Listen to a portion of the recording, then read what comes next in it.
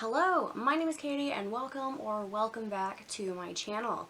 I am starting to get back into doing new release videos. I took a few months off. I had some life circumstances and then I just honestly wasn't feeling like doing them for a bit. But now I've realized I miss them and I want to start back up again. So, let's just get into the August new releases that I am particularly excited about.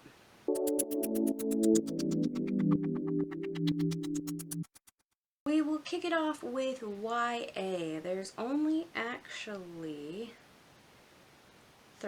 four of them. Okay, so the first one is Redemptor by Jordan Ifueko. It comes out August 17th. This is book 2 in the Raybearer series. I think that's what it's called. The first book was Raybearer, and this is the sequel to that.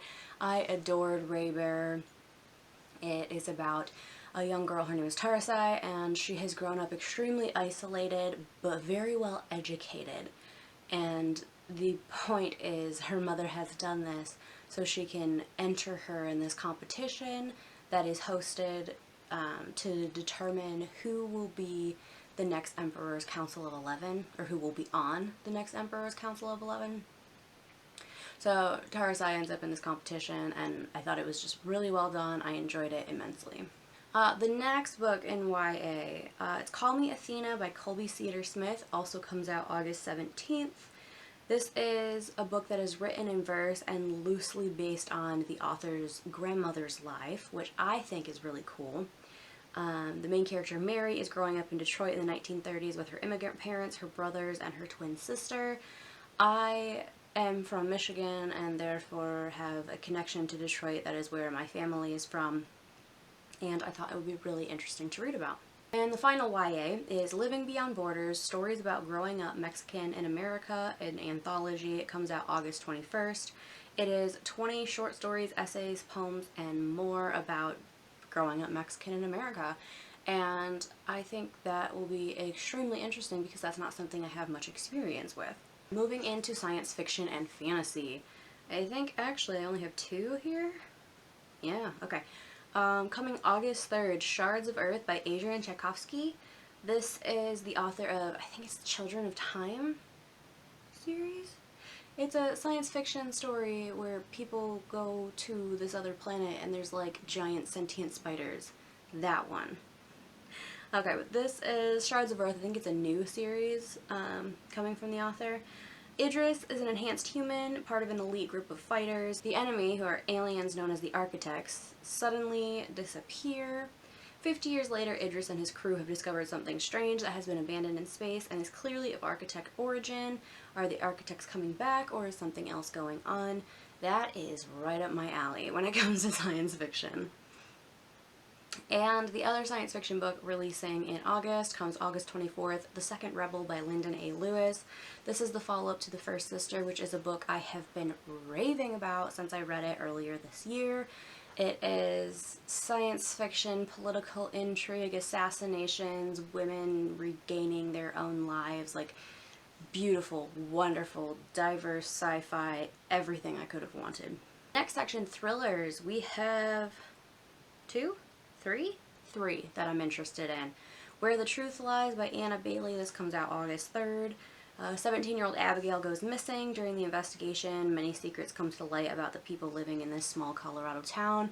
I love a thriller with small town vibes where secrets are revealed. I always find that to be really fascinating. The next one, also coming out August 3rd, The Guilt Trip by Sandie Jones. 3 couples take a weekend trip to Portugal for a wedding. The bride is new to this group of friends, and they don't exactly warm to her. Soon, secrets are revealed that threaten both friendships and marriages. Love secrets. It sounds like it's going to be kind of more like an isolationist vibe because they're on this wedding trip, so it's like a destination wedding type of situation. Third one, The Family Plot by Megan Collins. This comes out August 17th, which is my little sister's birthday. 26-year-old Dahlia grew up in a secluded mansion, completely isolated from the world. Dahlia returns to the house upon her father's death, but upon opening his burial plot, they discover the body of her twin brother who went missing a decade ago.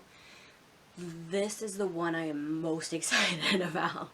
First off, if you know me, you know I love books that center on like mansions, castles, grand houses.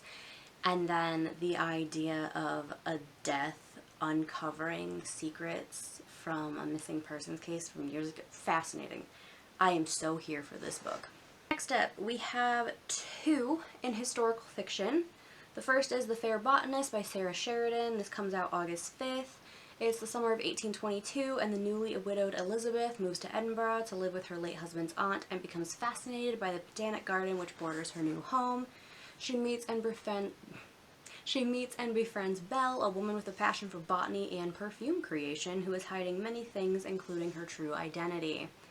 Love that aspect in a historical fiction.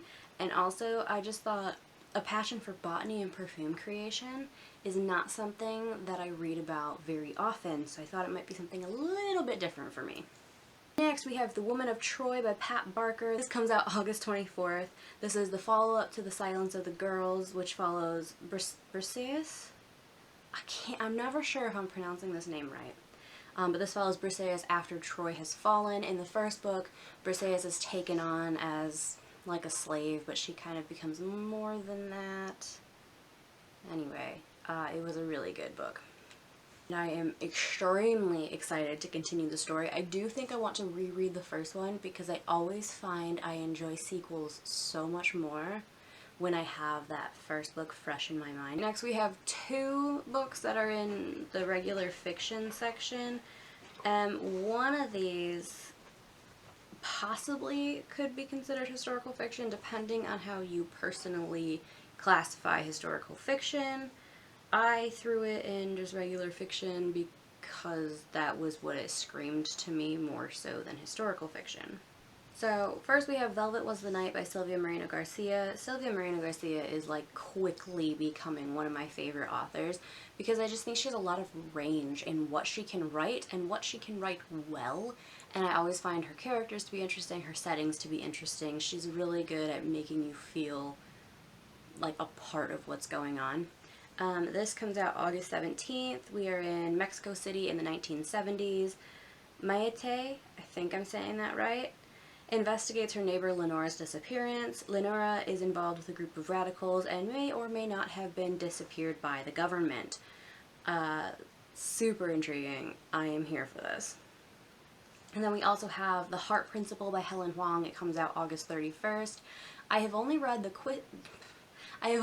Kiss Quotient by Helen Hoang, but I really want to read The Bride Test because Helen Hoang is so good for something that's light but also kind of steamy but still is impactful in terms of diversity and character representation. In The Heart Principle, we have a violinist. Her name is Anna. She's attempting to go viral on YouTube for a second time when her boyfriend declares that he wants to have an open relationship. So she sets out to have as many one-night stands as she possibly can, but then one of these one-night stands develops into a little bit more than that. Sounds cute. I'm here for it.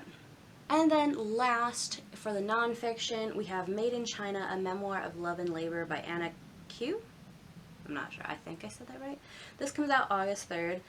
I don't read a whole lot of memoirs, but when they have an interesting topic that I am not familiar with, and they can give me insight into a life that I will never have lived, I enjoy them. So this one is obviously about Anna's life. As a teen, Anna was forced to work at the family's garment factory in Queens and is basically treated like a maid at home. Her mother punishes her for things like trying to do her homework because she wants to teach her that she is Chinese and not American and that this is what life is like for them as immigrants. Anna eventually calls CPS on her mother, and we find out how that act impacts the rest of her life. This one's going to be heartbreaking, and it's going to be so interesting because imagine the inner turmoil of knowing that contacting the authorities is what's best for you, but thinking about how that's going to affect your life and how your mother's going to feel about that. Like, that would be a very hard thing to do. So I'm interested to see if that gets discussed and in what type of depth the author goes into about that experience. I think I was talking really, really fast through that whole thing. But anyway, those are the books that I am excited about for August.